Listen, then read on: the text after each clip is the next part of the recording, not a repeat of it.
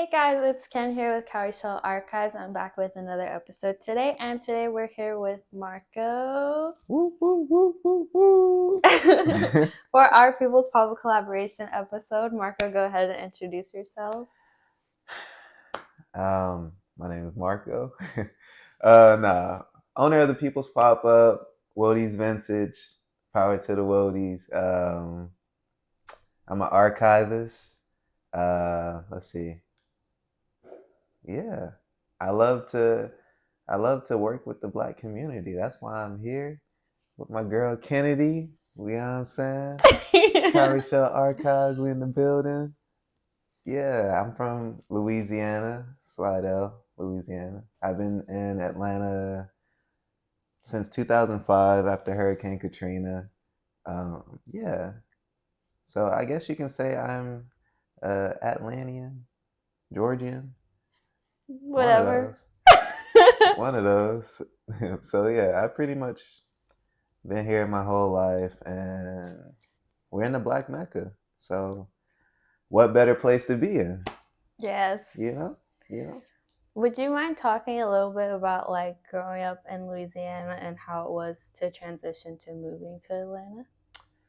So shout out P Town, small little part, and I pretty much grew up around the Gulf. If y'all know Gulfport area, pretty much growing up going fishing, being around family all the time. People from Louisiana love to party, so we always had seafood boils, and we were just celebrating everything. So I pretty much all I knew was family, and I learned everything from them as far as being being kind to others, um, learning how to cook, and home training is a big thing out there. You know what I'm saying? So it's yeah, I always go back at least probably like 5 times a year. Mm-hmm. All my people are still out there, so yeah, shout out to them. They made me to the person I am today. Yeah. Yeah. What was it? How old were you when you moved to Atlanta? Like 7. Okay. Yeah, around 7. But yeah, that was a crazy time because I remember when the hurricane hit, like my people were in like hospital shelters, and like the whole FEMA thing was happening around that time too, like a year later. It was a crazy time, like it was also kind of heartbreaking because I remember just crying and being like, yo, I'm leaving my family behind. We're moving to a whole different place. Because, like I said, all I had was my family. So I didn't know what that was going to be like, especially at my young age. It was just me, my sister, and my mom. Mm-hmm. So scary times. Yeah. Scary times. But I'm also grateful for it because it shows me that there's a lot more to life, you know, than not to say like it's more to life than family, but connections. Like you never know who you're gonna meet. Mm-hmm. So I met a lot of people out here in Atlanta. Am I rambling? No. Okay, cool. Um, but yeah. So what was the question? Yeah, that was the That question. was You the answered question. the question. I answered the question. Woo! I don't know. I was in the time zone for a second. I was like, yo. But yeah, nah. It's a blessing, yo. My mom's a huge inspiration in my life just because of all the things that she did on her own, and looking back when we first moved here and like where she is now, it's a very like inspiring journey. So she's always been that person to be like, yo, don't give up, keep going, keep God first, and you know, reach out to your grandma every now and then, reach out to your cousins, But yeah, Yeah. Yeah. And like when you were I guess getting adapted to growing up in Atlanta and stuff like that, Mhm. how did you kind of like start putting yourself out there? Ooh, that's a good question because we lived in East Point and then College Park, and then like we moved to this place called Dallas, Georgia, and I had my and like pretty much a all majority white school. It was I still had my circle of black friends, right? So it was still it was still cool to relate to them, but I feel like a lot of my connections didn't really start until that senior year in high school. I was into sneakers and getting into like the whole fashion thing, and like I was a reseller, so going to, if y'all remember Kicks Fair or Sneaker Con, a lot of my outside connections of high school that came from those type of events. So a lot of the reselling stores out here, a lot of those guys they still have their shops. So they remember me from when I was just a little kid, just trying to make my way and reselling sneakers to them or trading sneakers. But then I went to college and met a whole different gang of friends. Like my friends from high school, we also went to the same college. So they made friends, I made friends, and it's kind of like a melting pot of connections. And then moving back to Atlanta after graduating, I Where did was you go to school? Valdosta State University. Okay. And then, yeah, coming back from college, I was big into the vintage community. The vintage community at the time was kind of small.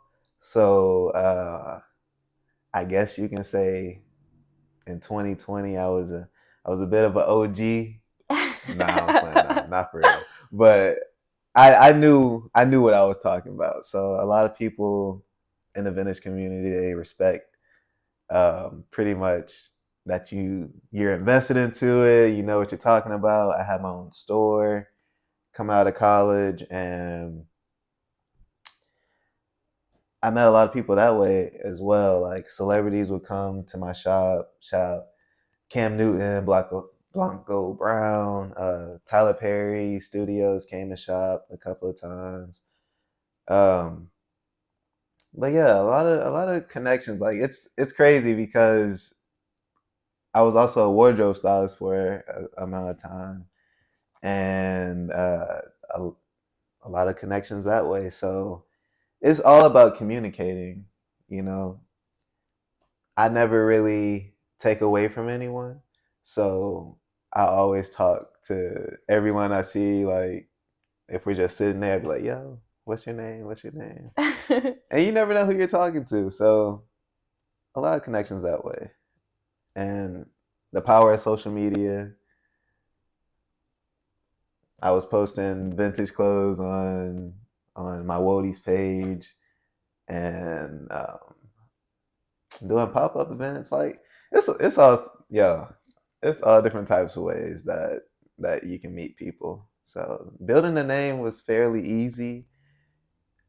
I would say the hardest part is just who's genuine or not. hmm You know, who who's gonna actually like you for who you are and not try to get over. Like that's one thing. So I always try to keep that circle small, but you still have those connections on the back end, of folks who who are genuine and like, oh yeah, that's my friend from back in the day. DM them, call them up every now and then, like, yo, I need help. I know you specialize in this. I know you specialize in that. So power of communication. Mm-hmm. That's how I would say building a name. What would you say that it was like trying to figure out um that journey of like finding who you felt like was genuine and parsing through like some of the connections to now?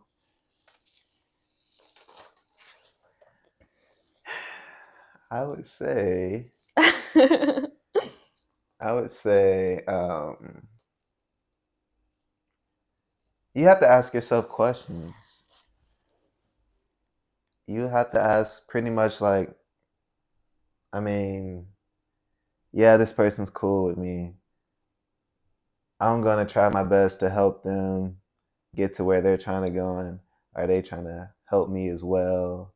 Um, Not necessarily a you scratch my back, I scratch yours, but let me see that you're trying with some type of effort to be like, okay, I'm gonna pull up on Wody and come to his vintage shop, or come support him and just talk to him. I find conversations help a lot with filling a person out, Mm-hmm. and I'm about to name drop, so shout out Tate from Collected ATL and Solomon of High Stakes. They used to come to my shop a lot, and we would just have conversation. Wouldn't have to necessarily do with, yo, like let's make this deal real quick, and I'm a bounce, or um, let's come up with this plan real quick, and you know in a few months I'm gonna just ditch you, and you know what I'm Mm-hmm. saying. So have those conversations with folks, and I feel like you'll definitely know when someone's trying to get over on you, or when folks are just kind of selfish and want to have stuff to themselves. I always try to help folks out, and like I said, not everyone. One thing my mom told me growing up: not everyone is your friend. Mm-hmm. Everyone's not your friend. So have those conversations, help folks still, you know what I'm saying? Just because you know yourself, you're a genuine person.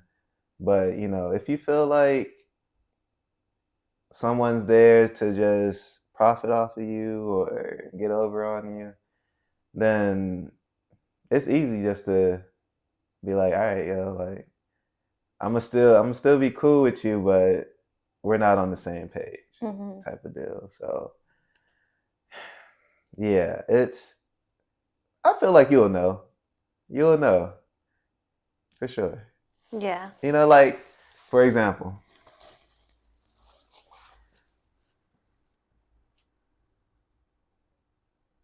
I love how dang, can I say this? I don't know. Can you? I love how you and Isaiah like are so inviting. Mm. You know what I'm saying? Like ever since I came over here for the first time, Isaiah was like, "Yo, bro, you play the game too?" Or y'all were like, "Yo, you want something to eat? We're cooking." So like y'all show me love, and I feel like I can do that back and show y'all love because it's it just feels genuine. You get a genuine feel for it. So yeah, uh, appreciate y'all. Thank you. No, when you were like, "Can I say this?" I was like, "What's he about to say?" I I was like, "Oh know. I didn't want to no." name drop too much, but No, you're okay. Well, I appreciate that. of course, of course. I want to like rewind a little bit and ask like about more of how you got into vintage specifically. And then like what it was like having your shop and Woody's Vintage. Ooh. How I got into vintage. Growing up, mostly my grandmother, she was into furniture, vintage furniture. And we would go to the flea markets and she would pick up furniture every now and then and go to her shed in the back and just, you know, paint it or fix up any scratches or anything like that. So I would say she's an inspiration for that. Um, and growing up, like we would go to thrift stores all the time. So it's pretty much in my blood. It was just kind of like, how do you make this fit for you now? Because you're Mhm. not into toys anymore. You're not, you know. So going back to high school when I was stating like starting to get into fashion and stuff like that, I would still go to Goodwill, and at the time, Goodwill would still have like the best things on the rack, like hockey jerseys, or Yeah. it was easier to find things when it wasn't hyped. You know what I'm Right. saying? Overhyped up. So I would have these like old Braves shirts or old just vintage sweatshirts, like sports sweatshirts. And shout out to Versus ATL. I remember hearing about them in high school and going to their store over, it was in East Atlanta Village. They had like, I remember picking up like 1996 Olympic sweatshirts or like different types of basketball jerseys. So I was like, oh, this is really cool. Nobody else in the city is doing this for real. Like, how do I get into it? Hmm. So pretty much doing the research and finding like, okay, I was going to Goodwill. I found this. Is this vintage? And then like looking at the stuff that I already had, I was like, oh, okay, this is from 1990 something, blah blah blah, or this is made in USA. So going off to college, there was a Goodwill right up the street. And I remember I was just being there all the time, being like, okay, this is for me, this is for me, this is for me. And even if I couldn't fit it, like I'll still pick it up because I know when I come back to Atlanta, I can go to Versus ATL or drugstore and Little 5 Points and sell it to them. So Mm. I was like, yo, okay, I'm making some money. At this time, I sold all my sneaker collection because I needed money for college just to spend, from time to time. Um, and shoes were getting expensive, but paying $150 retail and flipping it for like $250 compared to buying a shirt for $3, not knowing what you can possibly get, Right. and flipping that for say like 100, or you know what I'm saying, your profit margins are up there, but not necessarily being in it for the money, just the love of finding stuff and hunting for stuff. Like I remember going to the flea market with my grandmother, just seeing her on the hunt and finding all different types of stuff, and just her selling it or giving it to our family members or whatever. Like just being inspired off that and off the stores in Atlanta. Man, that just brought me back. But eventually I just started like stacking lots of shirts, lots and lots of shirts. And I remember learning sign language one day. And the my friend at the time was like, "Yo, do you know what W is in sign language?" And like I was like, like is it this or like, but it's really like this. Um, they're like, nah, blah blah blah. I was like, dang, that would be a cool logo because I'm thinking about starting my own little vintage page or whatever on Hmm. Instagram.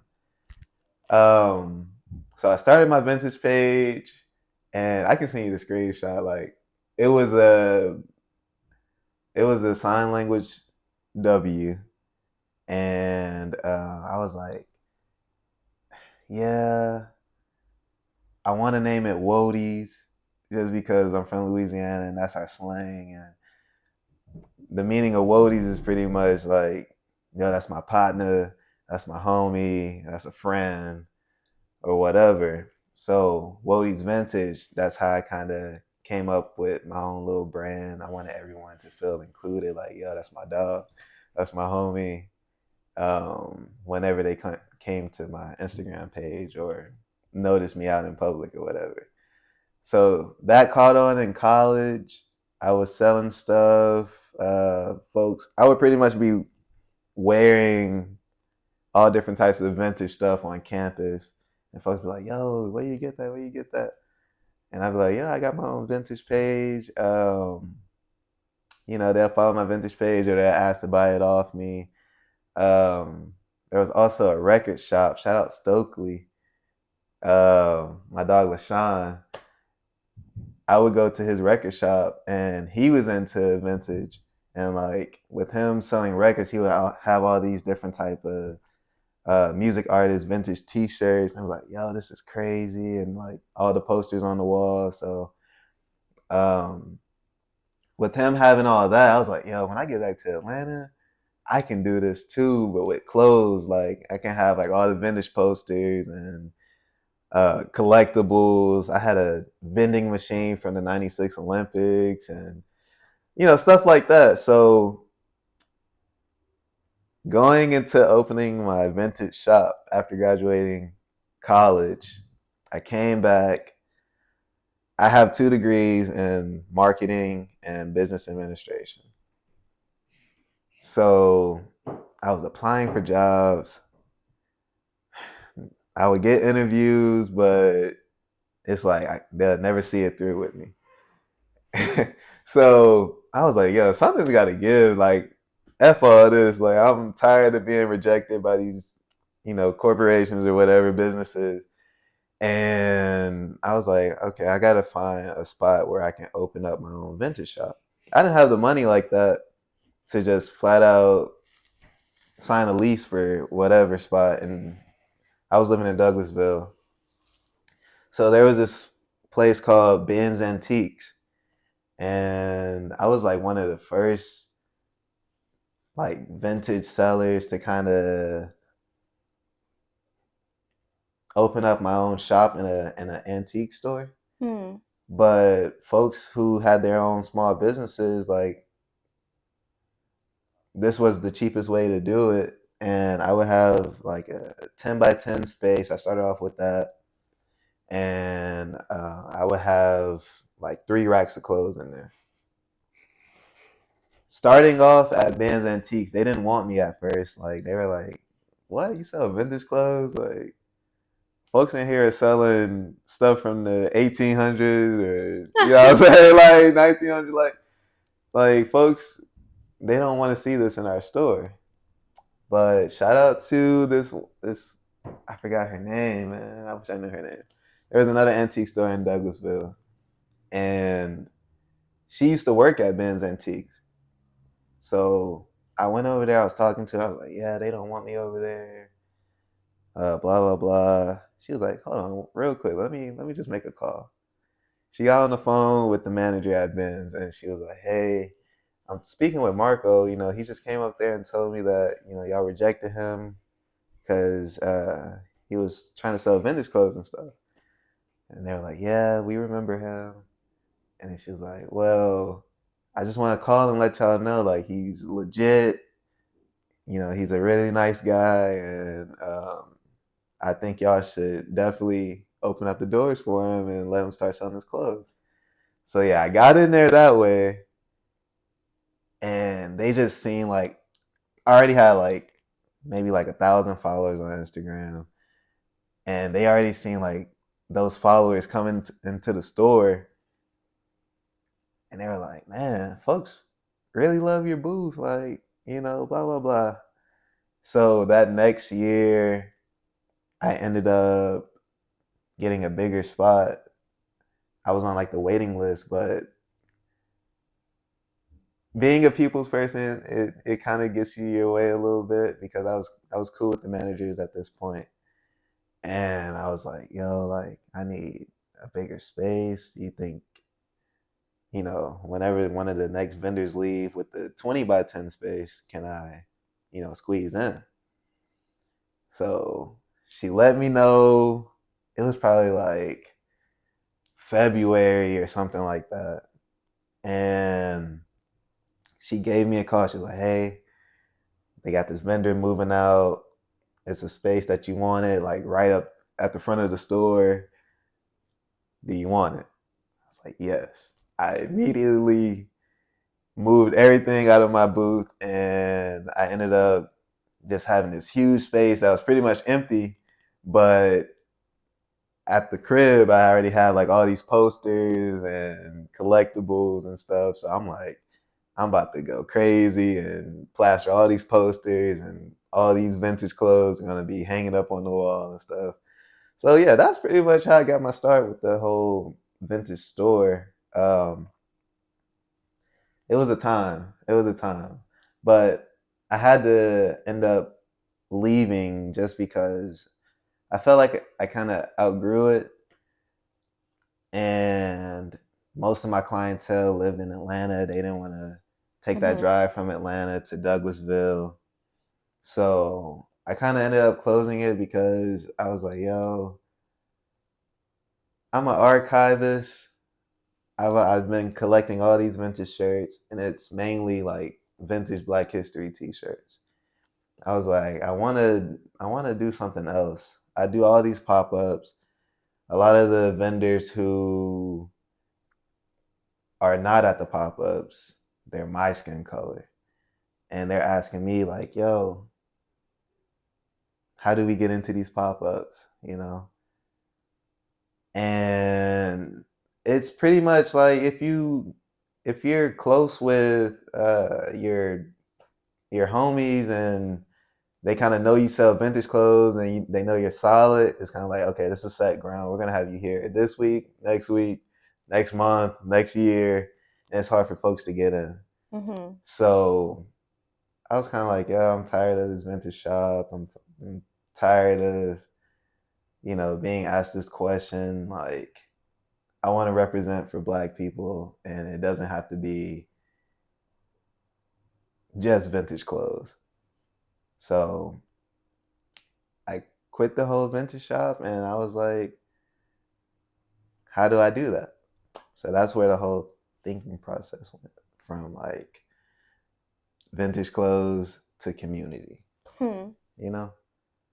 So I feel like we're segueing. Yes. Yeah, I'm like, and where did that lead you?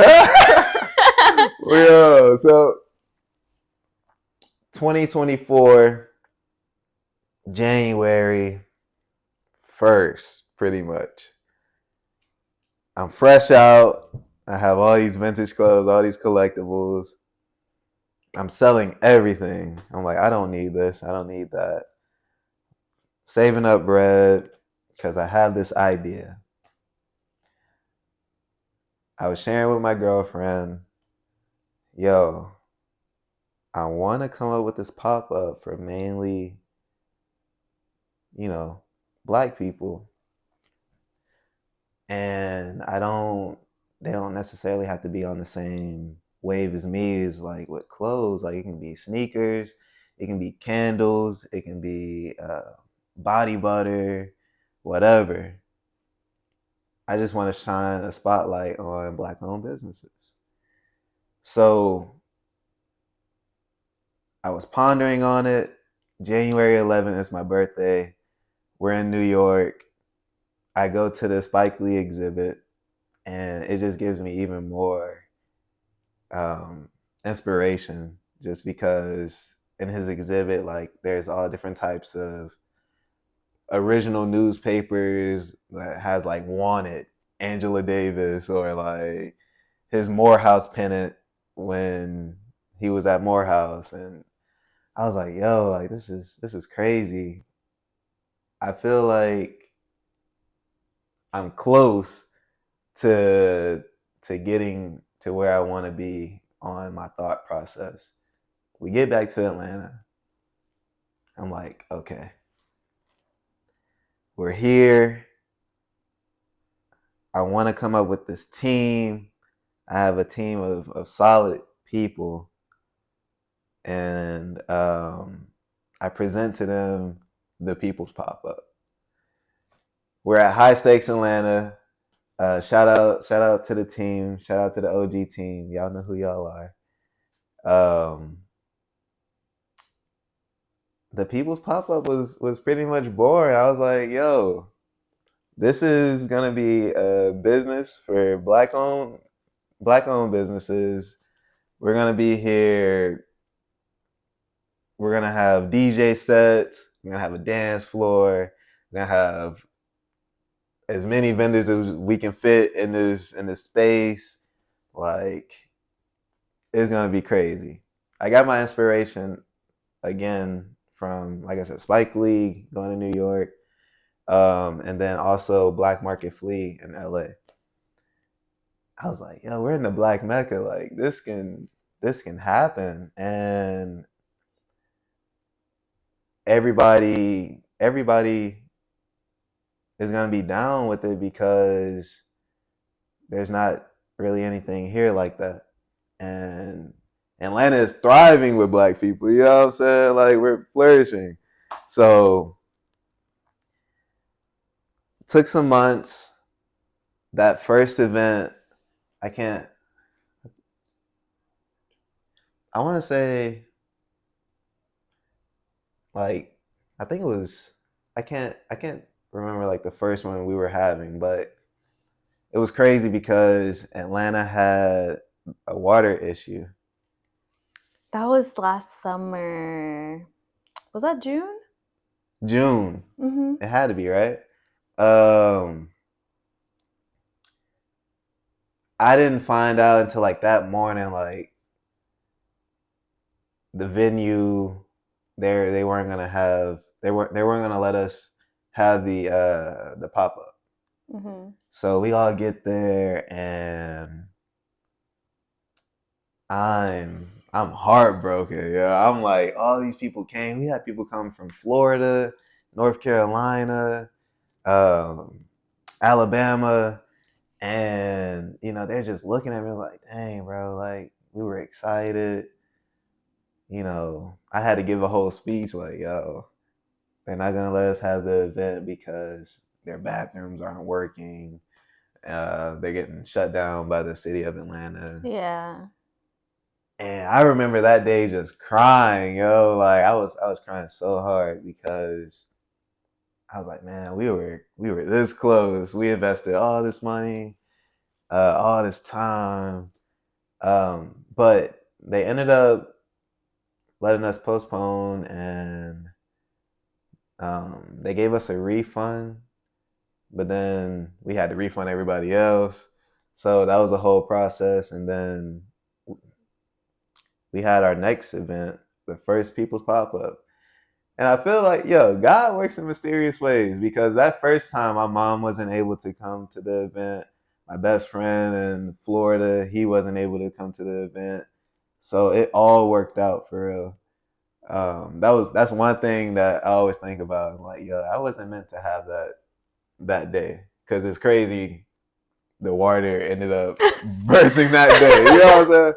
So, and that was like, no one could have predicted that or controlled that.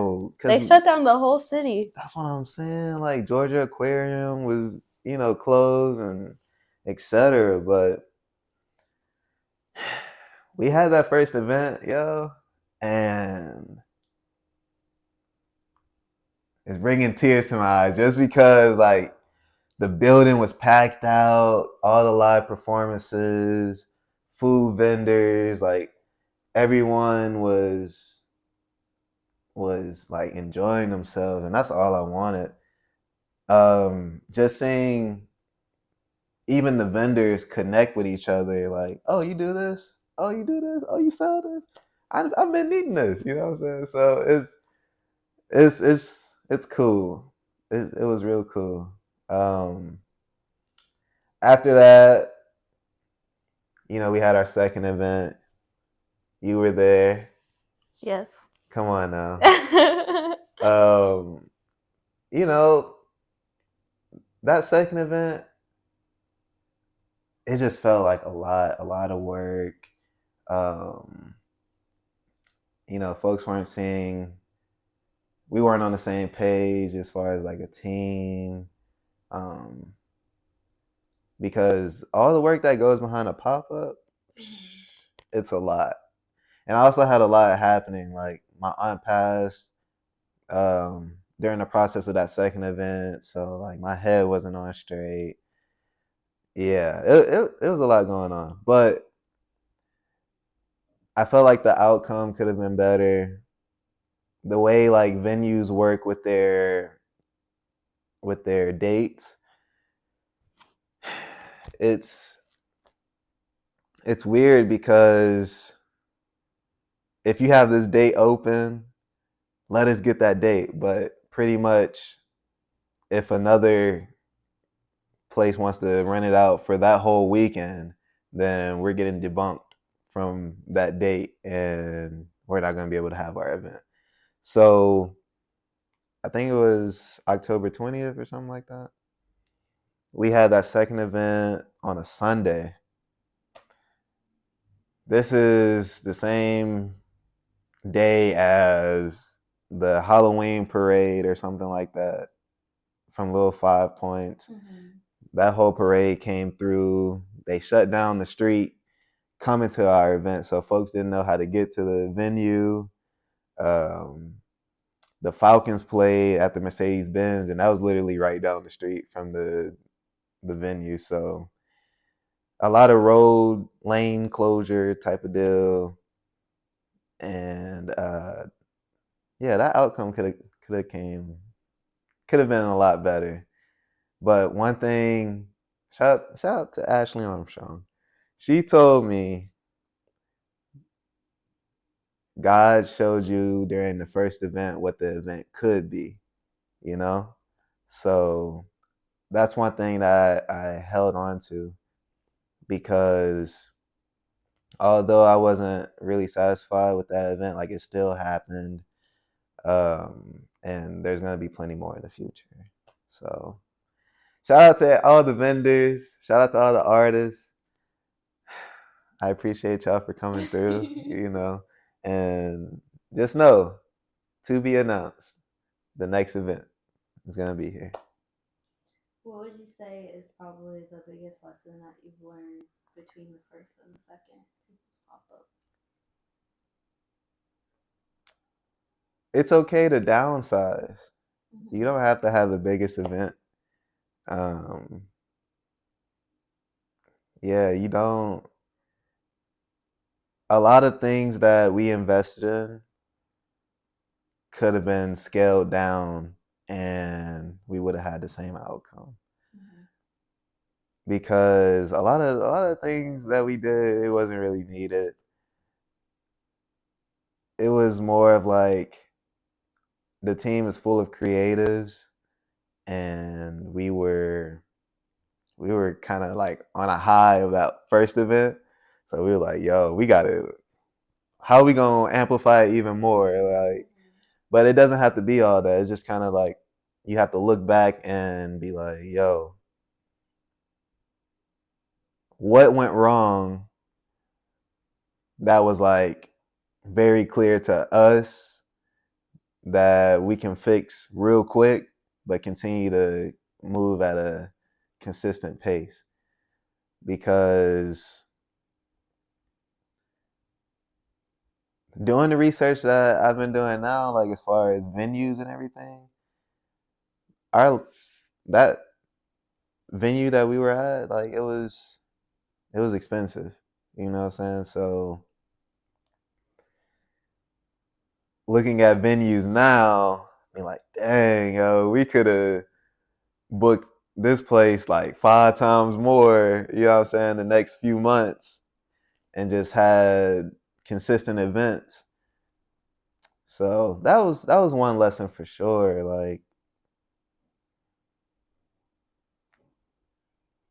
I remember telling the team like, yo, it's go big and go home. Like epic. Like we about to, we about to be known in the city. You know what I'm saying?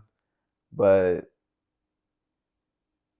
you have to, you can't get in the way of your true vision, which was let's shine a light on black-owned businesses and not so much of the glitz and glamour of having string lights hanging on the ceiling or having like a projector and you know so yeah, that was a struggle. That was a struggle, but we're here.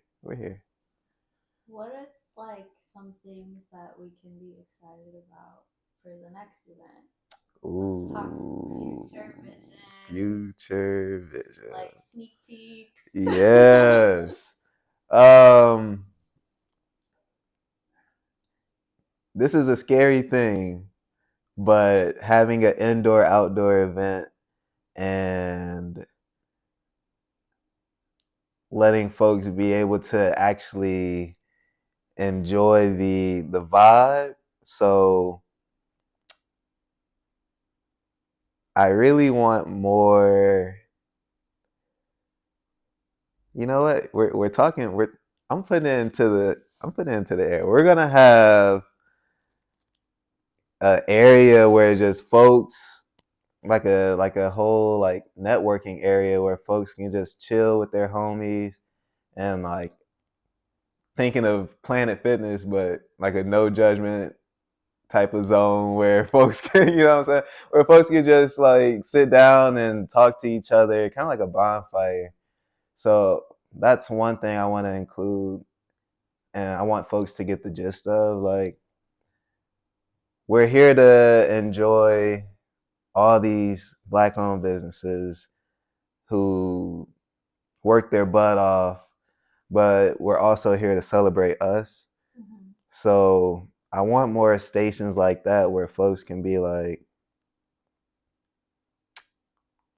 yo, my name is Justin or my name is Marco. Like, what do you do? Let's connect. Let's work together. And yeah, I want a community station. That's what I want. So I still want to keep the like the live bands and the DJs and like the dance floor and everything, but for future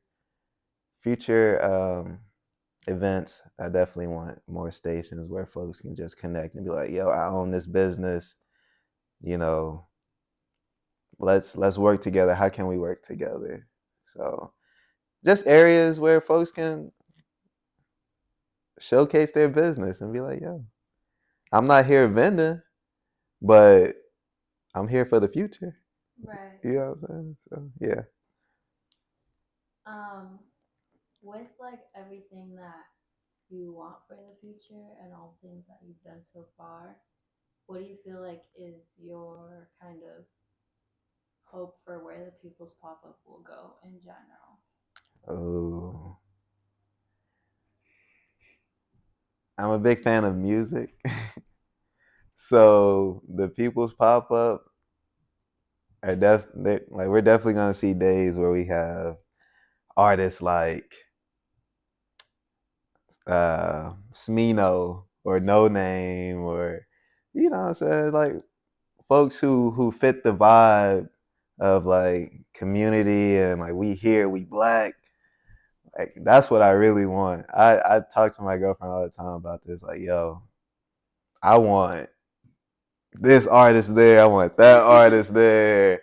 Like, cause like the goal, like I'm gonna keep saying this, like shine a light on black-owned businesses, but also community and like vibes. You know what I'm saying? Like, I just want folks to enjoy themselves, and I feel like music is a big part of that, especially for the black community. Like, it's how we relate to the artists and to other black folks. Like, yo, I feel what he talking about. You know what I'm saying? We're here enjoying this. We're here vibing. So yeah, music. And like with the community aspect, it's like just music being another way of bringing everyone together. Yes, Mm-hmm. yeah, because everybody loves music. You know, we all listen to music from some time throughout the day. It's artists are very powerful. You know what I'm saying? We hear their voice. You know, almost every day. So depending on like what artist you listen to, or just if you if you're like me, like jazz music or melodies, or like it's very therapeutic in a way. So I want I want artists to come and just be like, yeah, we here at the People's Pop Up.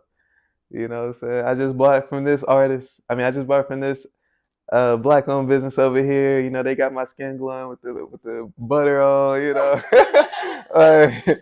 yeah, cause yeah, that's that's black people. We love music. Yeah, I think that you can kind of see in your story how everything has culminated to the point of like the creation of the people's pop-up and the centering of the community aspect. So I guess what I want to ask you is kind of like for you, what where do you see your passion for creativity and culture and community going in the future? Like expanding outside of the People's Pop Up, or even expanding People's Pop Up even more. If we take the entire conversation into consideration, like what does your future look like? Hmm.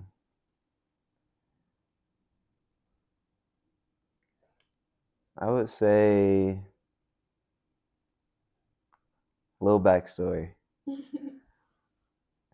My mom, she used to take me with her to this thing in Atlanta called Hosea Feed the Homeless. And, you know, we used to just be out there. Like the night before, we'll have like goodie bags that we made, and, you know, give it to the homeless folks wherever. And I want I want to go back to those roots because I literally just had a conversation with my mom not too long ago, and she was like, "Yo, I want to get back to that. I've been so busy." She works from home, so she's never really able to be out and doing really what she wants to do. But I found a part of us being relatable as far as wanting to help our community. So I would love to at some point just be like more of like fundraising for different, I guess, like homeless communities throughout Atlanta, or um I just want to help because we're in hard times right now, and even folks with jobs is kind of still like a struggle. Mm-hmm. So I just want to be a helping hand to Atlanta at least. And then even outside of Atlanta, like if I could right now, you know what I'm saying, I'll bring whatever I can to LA, you know what I'm saying, just to help because black people have always known struggle, you know. So just building this community right now, I just want I want everybody to feel straight. Like I want I want to build shelters and stuff like that. Like even collaborating with my mom, she wants to do the same thing. So it's just like let's do this and help folks get jobs, help folks, you know, into this shelter because they can't get a driver's license or a job without having a address. So